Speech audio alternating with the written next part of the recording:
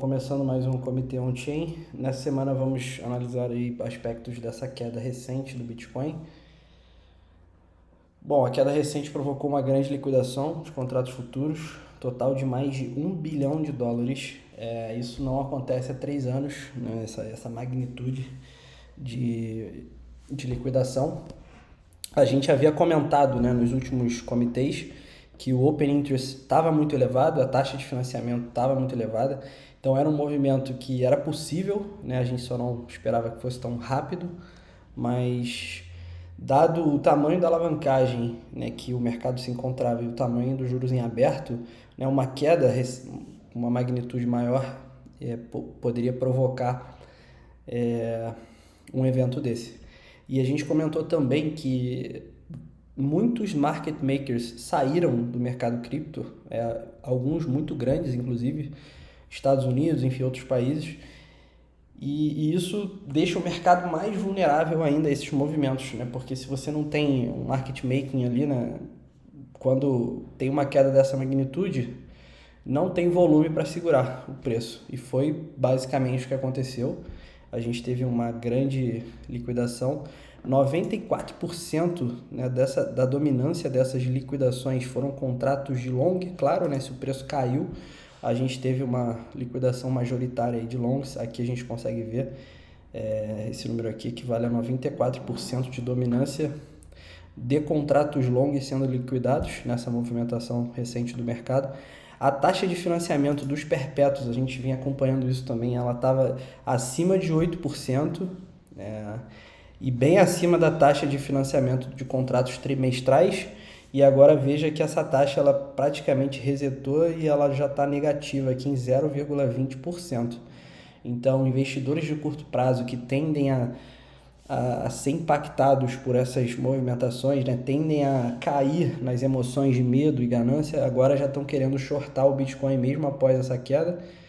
Então você vê que rapidamente a taxa reflete o comportamento do mercado. Aqui todo mundo estava eufórico, long, achando que o Bitcoin ia romper os 30 mil, etc.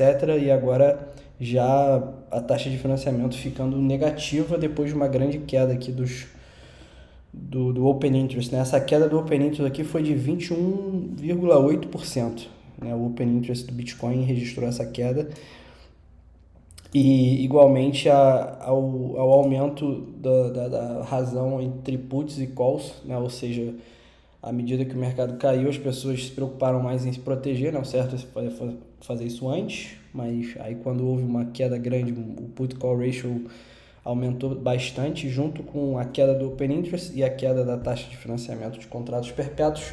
Então tudo isso ocorreu naquele dia aí que a gente teve a queda.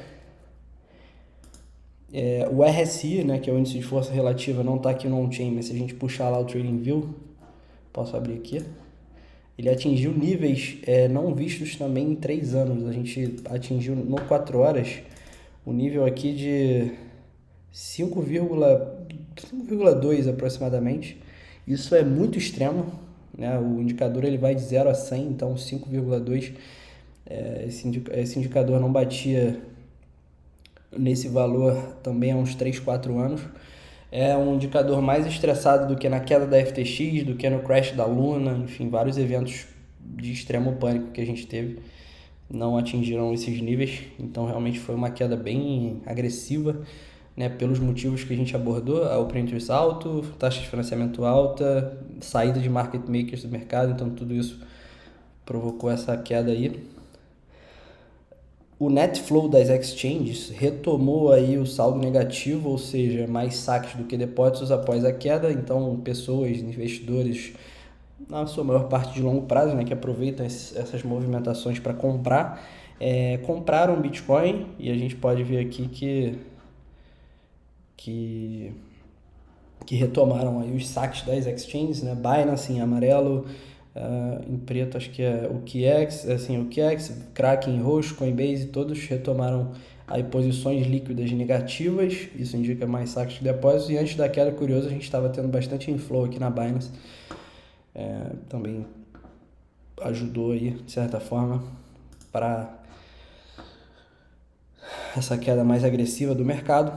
Um fato interessante, né, que é muito importante, inclusive, para o Bitcoin e seus fundamentos, o hash rate atingiu um novo all-time high nessa mesma semana. Então, de um lado, a gente tem um preço caindo, pessoas sendo liquidadas, etc. Mas o fundamento principal do ativo, né, que é a hash rate, a sua força computacional de processamento, o que dá a segurança da rede, o que estipula, né, o ativo ter o seu valor intrínseco ali cada vez mais forte, atingiu nova máxima enquanto as receitas permanecem estáveis. Isso pode ser também um fator de curto prazo levemente negativo, porque se a hash rate está aumentando, a dificuldade de minerar está aumentando, o custo de minerar está aumentando. Se a receita permanece flat, né, se permanece estável, a gente tem uma possibilidade aí de diminuição das margens dos mineradores, e tudo isso pode ocasionar ainda mais venda, que não é o caso no momento. Eu não coloquei aqui, mas eu olhei o indicador de saída da carteira dos mineradores para as exchanges, continua saudável, eles estão acumulando, inclusive, nessa região de preço, e por enquanto isso não oferece um risco, né? Mas a margem, a gente vai abordar isso no próximo on-chain, a margem com certeza se espremeu, mas o que importa é que a hash rate do Bitcoin, que dá o valor para a rede, né, está em all-time high, independente do preço, então isso é muito importante. E os endereços de baleias voltaram a crescer após a queda do Bitcoin, ou seja, eles estão acumulando. A gente vê aqui essa curva de baixo, são endereços de 10 mil a 100 mil, você vê que eles aceleraram rapidamente aqui durante a queda. De 100 a 1000 também subiram. Acima de 100 mil, né, teve uma queda, imagino que por vários fatores, talvez, né, distribuição de carteiras, não tem tantos endereços assim com 100 mil bitcoins, né, mas aqui você vê o comportamento também de 1000 a 10 mil caindo, mas as grandes baleias aqui acumularam nessa queda. Tem uma carteira, né, eu comentei aí no call matinal, que acumulou nos últimos 3 meses 118 mil bitcoins. Muitos dizem que é a carteira da BlackRock, que ela está aproveitando aí para acumular Bitcoin antes do ETF, enfim, ser aprovado, antes do halving.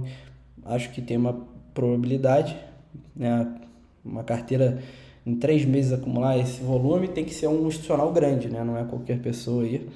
Então, bem positivo. Isso aqui aumentou também a concentração de long-term holders. A gente estava em 75%, 74%, foi para 78%, quase 79%.